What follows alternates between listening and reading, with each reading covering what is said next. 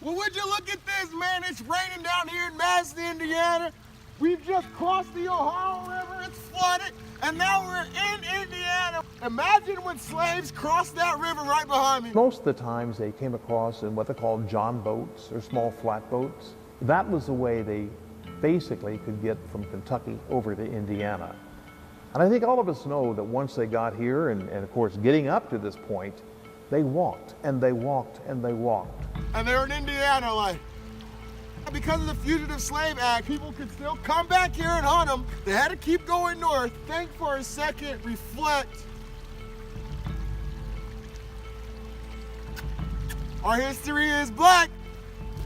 Indiana's black history is monumental in representing Indiana's culture as well as the culture of African Americans in this country. I'm here in Lancaster, Indiana, which was later incorporated by Madison, Indiana. This right here is one of the major stops of the Underground Railroad, the Hoyt House. This ground that I'm on, this is one of the first places that you could rest.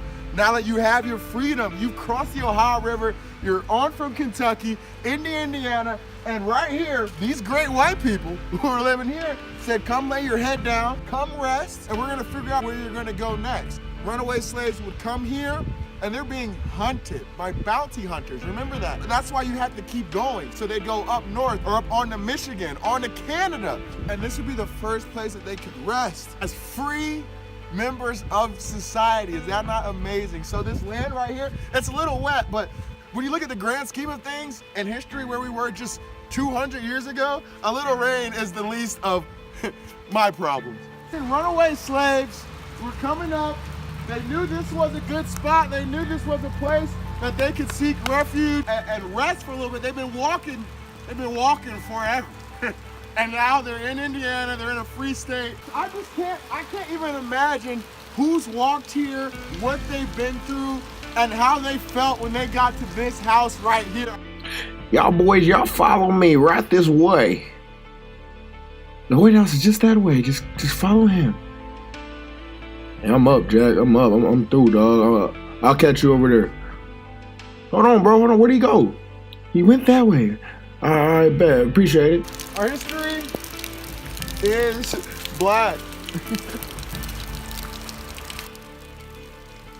Walking through the rain step by step. Now you're free, man. This rain does not matter. You're on this land right here, and now you're free. Our history is black.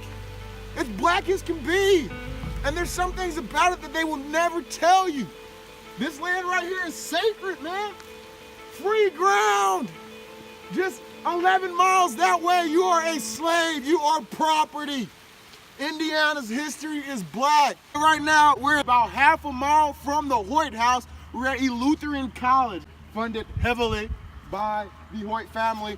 This was the first college in Indiana to accept students regardless of gender or race. In 1856, the Lutheran College had 18 African American students, 10 of which were former slaves pursuing their college education right here. 4 years later, the Lutheran College had 200 students, 50 of them were black.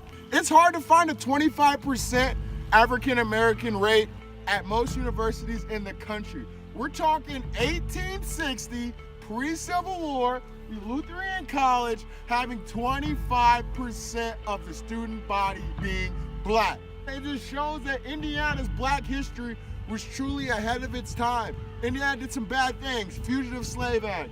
Black people couldn't vote. Black people couldn't join militias. But there were a lot of people working on the good team, believing in education, believing in the empowerment of not only African Americans, but also women.